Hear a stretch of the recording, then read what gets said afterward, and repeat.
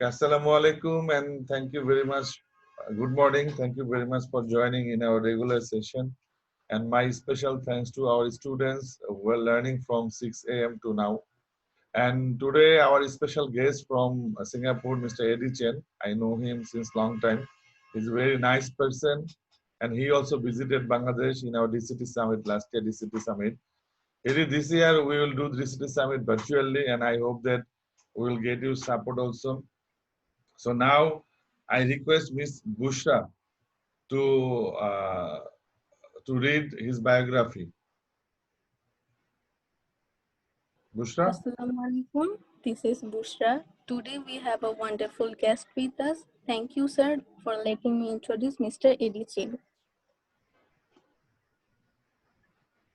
Mr. Eddy Chin, Key Account Manager for Asia Pacific region at Sunbird Software Inc. With 17 plus years of career with leading international companies in the field of technology solutions, always strive to deliver results despite financial, market, and organizational challenges.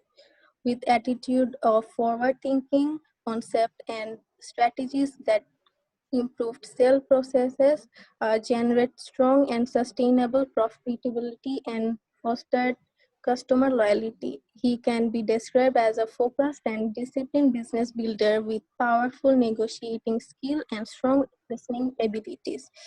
He is decisive leader yet flexible in responding to the constantly changing market economic and business demands. Thank you. Now I would request our dear sir, Mr. Masud Parvez, to continue the session. Yeah, thank you, Bushra.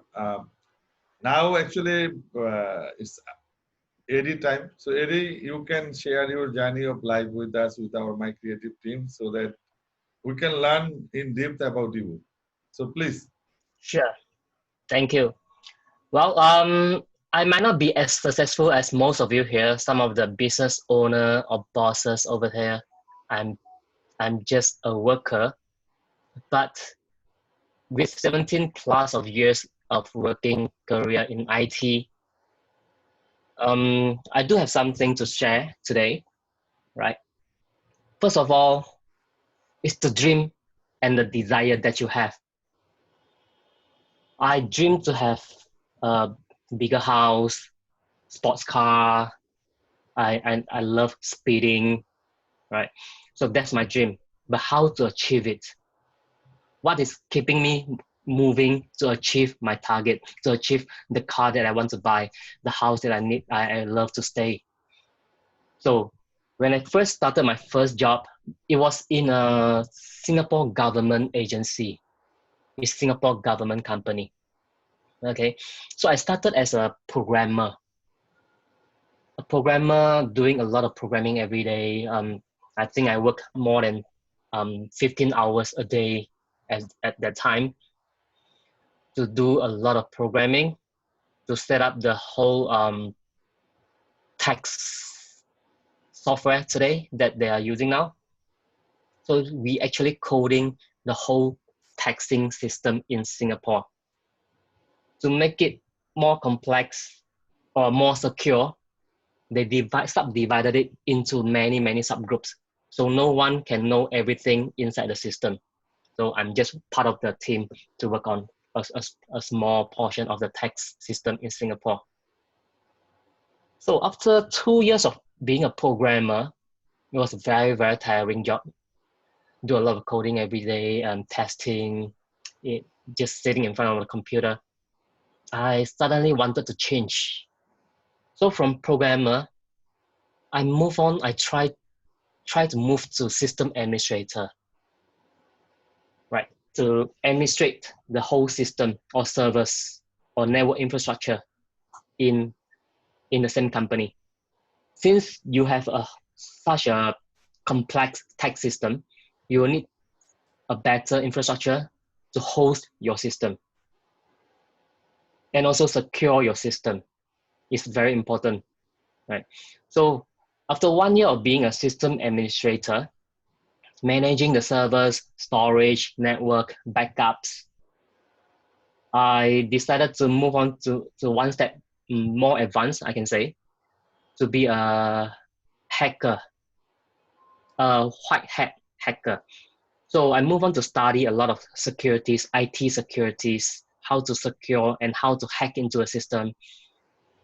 To be a very good IT security advisor, you need to know how to hack, because you need to know how the hacker thinking.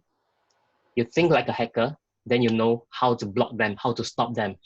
So I study and learn how to be a hacker. And I got the support from my manager that time. Live testing in our own system, own solution in the company, in government company. So I using their infrastructure and their software, do a lot of penetration testing, hacking testing to find the loophole, whichever loophole that I can find.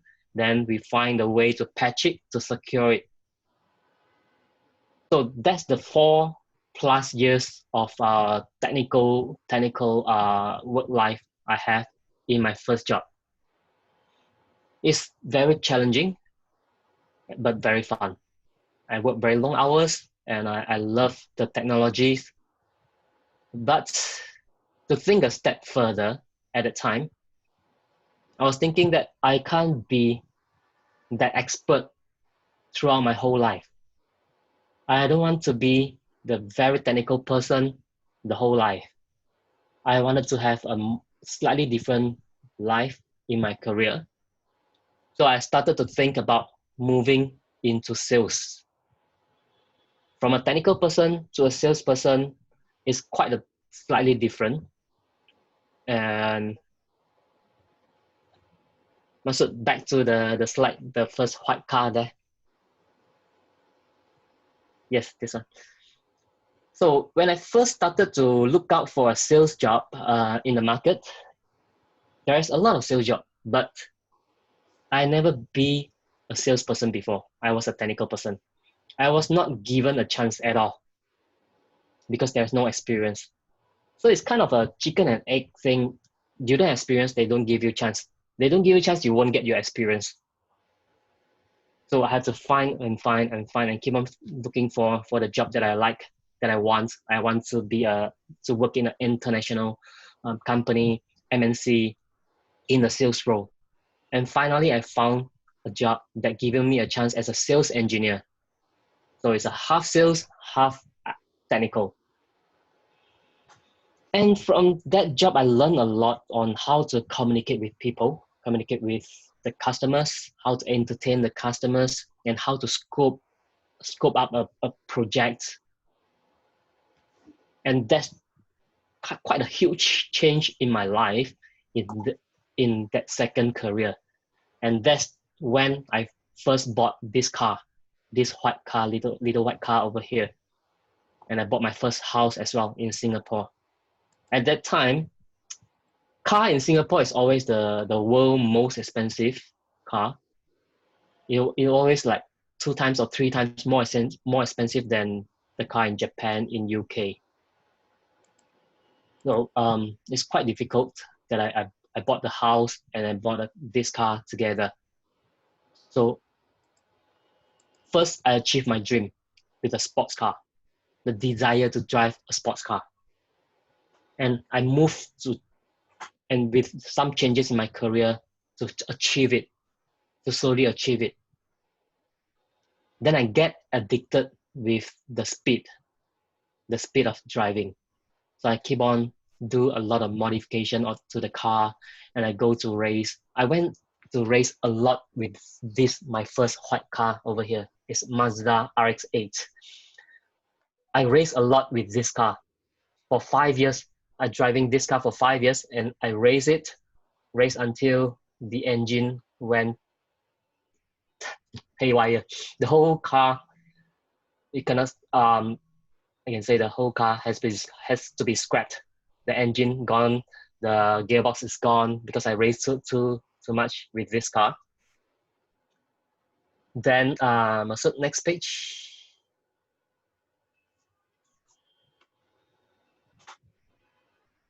So I did some upgrades from Mazda RX-8 to this Lotus Exige. It's a huge jump, a huge upgrade in terms of car, because the price is double. At that time, this blue car here cost about $200,000 in Singapore. And same, I raced a lot with this car as well. Racing costs a lot of money. So I went to the racetrack in Malaysia, Sepang, the F1 racetrack, almost every month.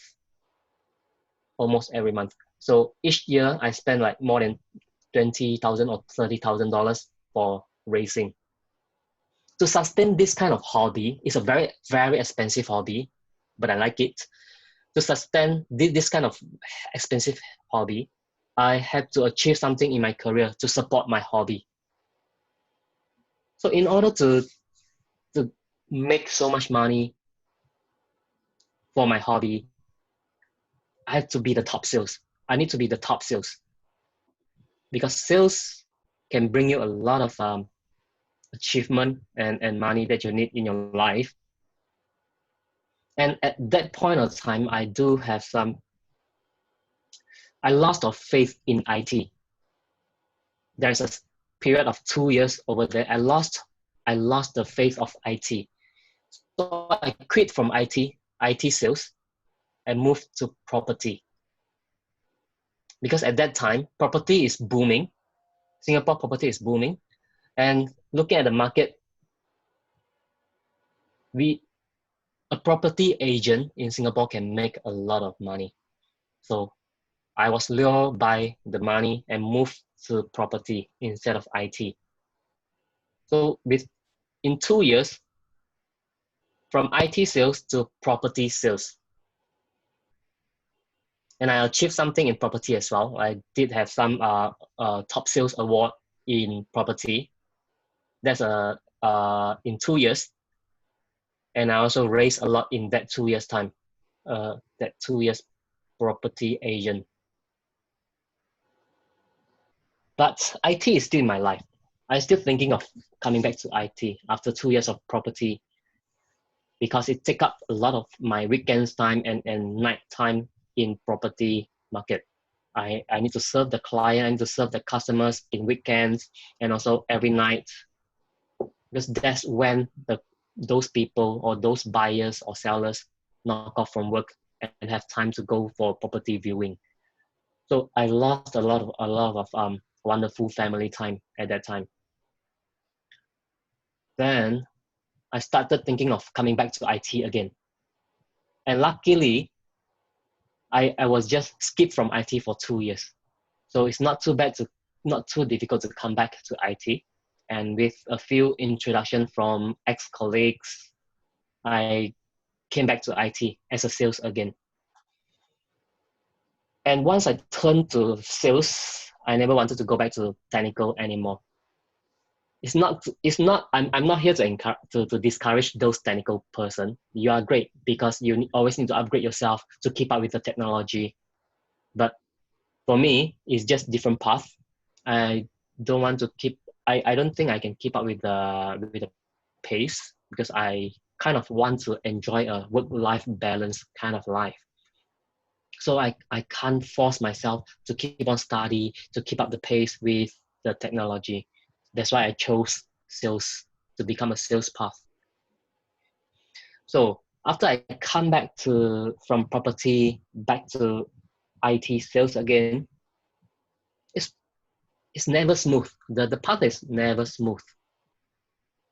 So I switched a few jobs, and finally found something. And finally I get into some good international MNC company that really appreciate a salesperson. So I spent the past 5 to 6 years. I spent the past 5 to 6 years in a good company doing international sales, a lot of travel, covering the region. And I learned a lot, and I keep on learning. But I still do my racing every year. Masood, next page, please. So I sold those race car, and this is the two cars that I own now: a Mercedes and a BMW 335 convertible. I no more racing with my daily drive car. I race with a proper prepared race car. Next page, please.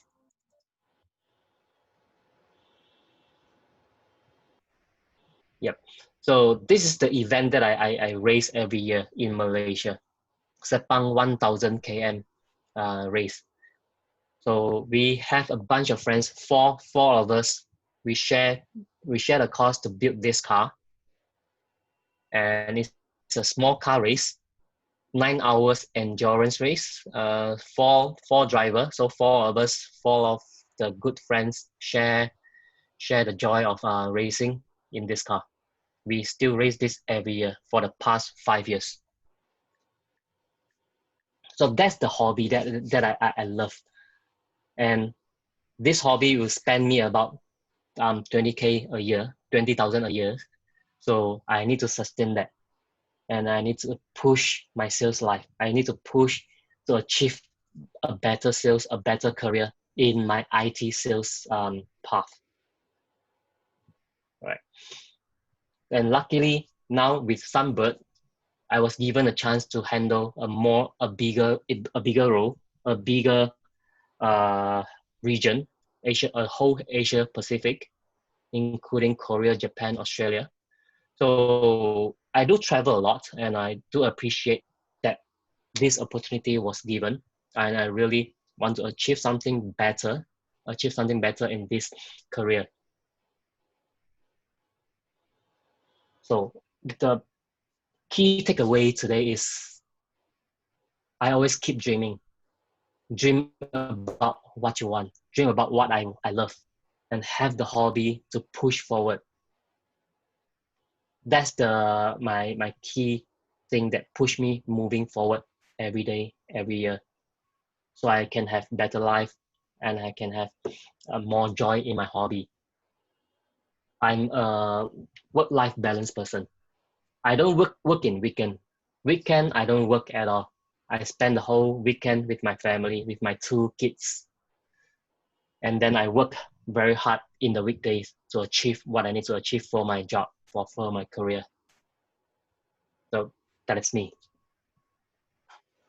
Thank you. Thank you, everyone. Thank you very much, Eddy, for sharing your in-depth with us. So now the floor is with our students. So do you want to ask any questions to Eddy? Hello, sir. This is Shishmita. Yes. Sir, I just wanted to tell you that I wanted to ask you that when you bought that car, your racing car, you were a job holder then? Yes, I am. So what I am trying to ask you is that when you are starting your career, like buying a car is not an asset, it is a liability. So when you buy a liability, you need to maintain a lot of service charge and all servicing and on everything. This you need a lot of money to spend on that liability. So Yes. what I am trying to ask you that when you are starting a career, then buying a big liability is a risk, a kind of risk. So how did you maintain that? Okay. All is very simple and very obvious that is a liability, but that is the joy of and hobby that I wanted to maintain in my life. So of course we need to do some financial calculation. If my career and my salary is enough to pay off for that, of course I did that calculation, and all of those costs are from my pure salary and maybe the sales commission. I never get any support from my family. I'm not from a wealthy family, so it's all from my career, from my job. That's why that keeps me moving to achieve something in every job that I have. I need to achieve something to get a commission, to get a bonus that push me to work harder to achieve that. Yeah. Okay, sir. This was actually, this is what I needed, because every time when I think about buying any liability that I am fond of, or that is my hobby, to buy something like this, I get scared. So thank you so much. Yeah, please do your That now, calculation, and if your financial is stable enough, your financial is able to support that, you should do it. You should support your hobby. So that's okay. what can keep you moving. Yes, I never thought of it like that. Like you said, that when you buy your hobby, then you get motivated to uh, get more uh, Hmm. More career in motivation. your life. Yes, yes, yes. Yeah, yeah. And the best thing is, if you worry about spending too much in your hobby, why not you think about making it back from your hobby? If your hobby can make you some money, why not? You should try Yes, it. Yeah. that is a good idea also. When I was racing a lot, when I race a lot in the racetrack, I tend to meet many people. I meet and I know a lot of all these rich person, only because only rich guy or rich person go to race. So that's how I network with the rich people, and I get a lot of opportunity from these people as well. And from there, not only racing, because racing spend me a lot of money. I spend a lot of money on racing, but I'm trying to make back some money from the racing. So from there, through the networking, I started to sell a lot of car parts. That's my sideline. So when I race, I sell the car parts, because racing, you need a lot of car parts, always replacement, upgrades, all these car parts. I sell a lot. So when I do racing, I don't really um, spend all the money, but I also make back some money from the hobby. Okay, thank you so much for the idea. Yes. The most fun way is to making money from your hobby. That's the most fun way of doing. Yes, like from then, if you start making money from your hobby, then work gets easier and you never get tired. Yes. Yes. Thank you. Exactly. Yes, Eddie, can you please share something about your grow up and your place where you born, school, college, university, so that you can also learn about the culture. Okay. Well, I was born in Malaysia. I'm a Malaysian, but so I born in a very, very small village in Malaysia. A very small village that has only one school. It has nothing else, no shopping mall. It's a very, very poor village.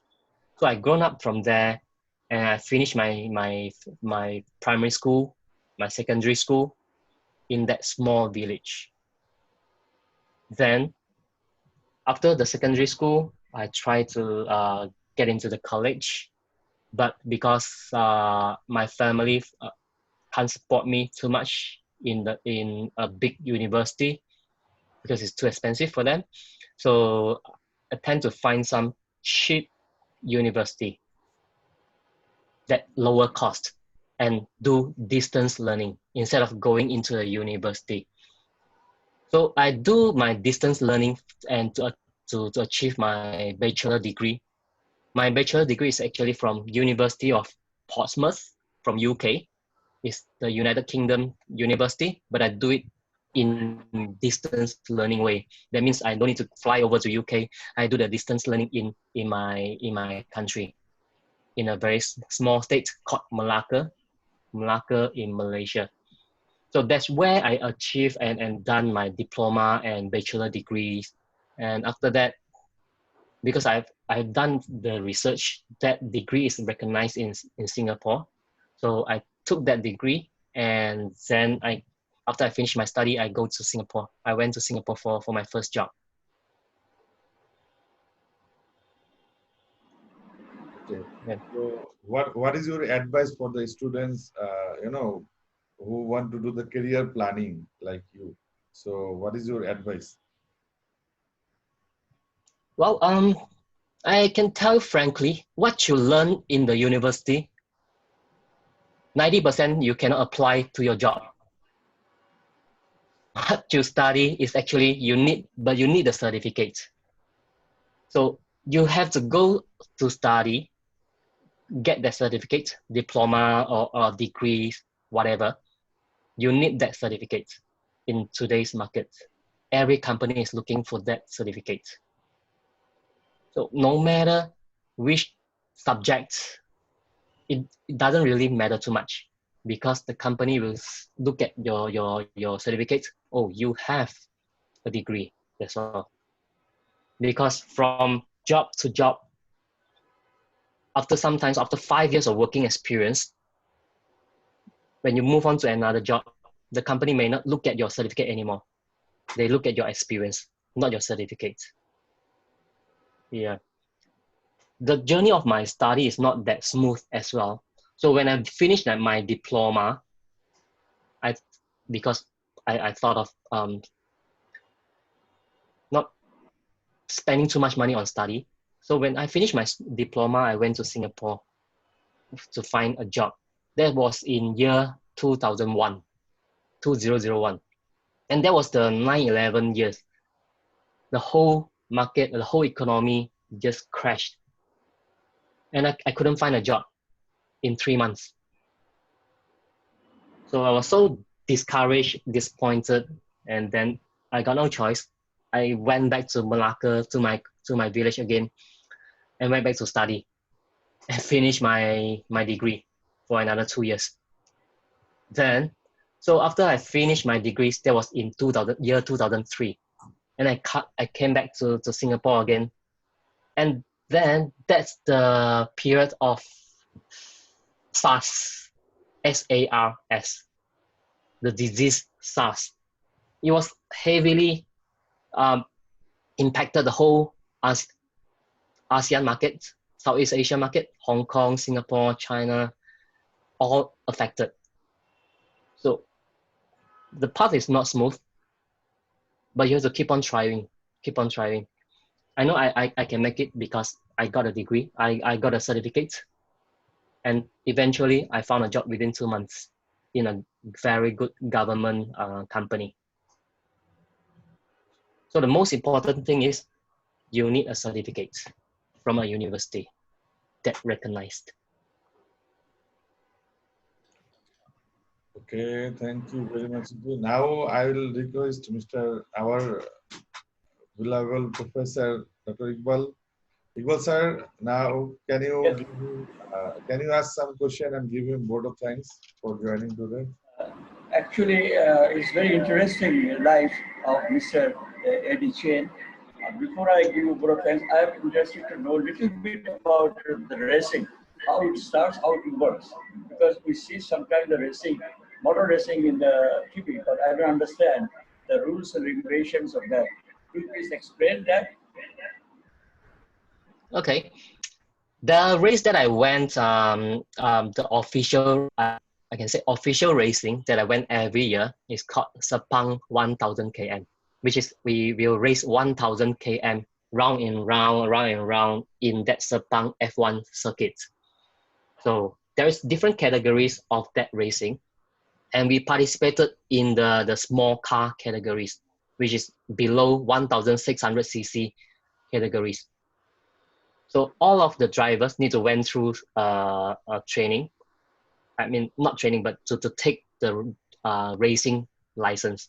So we went through that path. We study and get the racing license, and we need to get all the gear, the helmet, the glove, the full suit, the shoe.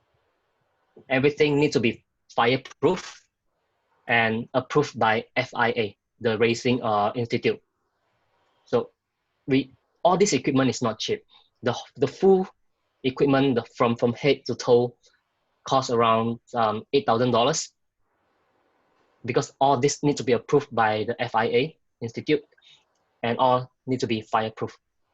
So once you get all the gear prepared, you have your racing license prepared, then you need a crew, a team of crew who help you to set up your car, to repair your car, because we race in a 9 hours endurance. Throughout this 9 hours of race, there's many accidents. Many parts will fail. Some of the car will gearbox will break. Some of the parts will break. So we need to quickly repair it. And throughout these 9 hours of race, I remember last year, we changed out 2 gearbox 2 times. We changed out the gearbox 2 times. So you need a very good crew who can really work on your car, repair it in very, very fast timing. So you won't lose any timing in your race. You can quickly go back in your race. So license, and then the racing gear, and then the crew. And also 9 hours is very, very long for an amateur racer like me. So one person, you can't race for full 9 hours. So we spread across 4 drivers. One driver, we have tested our limit. After 1 hour, we are totally dehydrated, and we start to feel dizzy because it's very hot in the car, and you are very tension, very stressful every minute, every second. So maximum driving time per hour, we set it to 1 hour. Anytime more than 1 hour, that driver performance will keep on dropping, and accident might happen. So we keep to the period of 1 hour per driver. So we keep on rotating between driver, just rotate and rotate. Yeah. So that's the race that we do every year. And it's a good catch up with all old friends and buddy that we know from that event every year. I think that what I understand, car racing is a competition. Am I right? Yes. How do Yes. you select first and second and third? Well, of course, the fastest is the first, and then you will see based on timing. Because for 1,000 km, we need to race about 182 laps inside the Sepang circuit. The first team who finished the 182 laps, that will close the race. He's the winner. And then the second one will be how many laps they finish. Because not every car can finish 182 laps. Only the first car can finish 182 laps. He is the winner. And then the second and third will be depends on how many laps you have finished at the point of time that the first car crossed the 182 laps. Yep. Now I understand. Scheduling. So from now I will be fond of car racing. You know, I used to see the car racing without understanding how it's going, but I have some clear picture. Sorry. Mr. Eddy Chin, actually I have learned so many things from you. You have a wonderful life, very wonderful life. And one thing I said in your profile, you are strong listening abilities. These strong listening abilities maybe helps you to understand your customers, what they want. And with that, this is a rare quality, you know, strong listening ability is very rare quality. And you have a very wonderful life. You take the hobby, very expensive hobby in your life, but you have determination to overcome the expenses of that hobby. And from your lifestyle, I found that you are very dynamic in the sense you have a diploma degree, you don't get a job, not frustrated, went back to village, then you have a degree again, then you go to Singapore, you have a job after 3 months. That's your starting point. That is determination that I will do better. What I want to do, I can achieve it. That determination helped you where you are now. You have changed your career career in different ways. But changing the career, I think, is one of the way to achieve your goals. Because you're a programmer, then you want to be a hacker, then you want to the other places. Now you are in a good life. Then we can also make you support if your hobby is purple. So hobby can make you support, and that can also give you the you must support your hobby. That's the important message I learned from you. And you said the dream. One should dream, and dream should be big. And that is the lessons my students should have a dream. You have a dream, but dream should have big, because without big dream, you cannot achieve anything. But how to achieve that, that you have to also consider, think about it. So I believe that starting point, one should not worry about the salary. Starting point should be based on getting the job. After doing the job, 3 4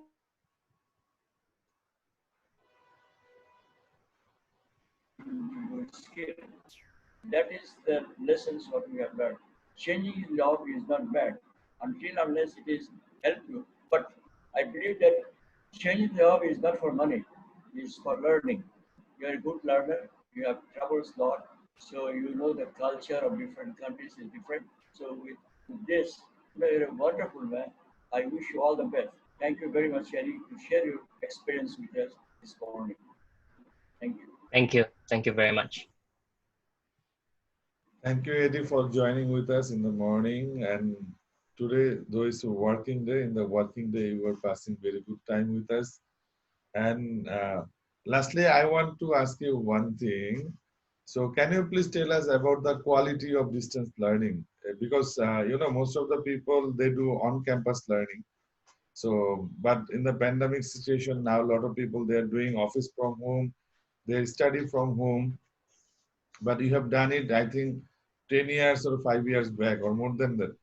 So in that time, how was your experience of distance learning? Okay. I did that in 20 years back, actually. That was when I was 20 years old. Yeah. So at that time, internet is slow. Internet is very slow.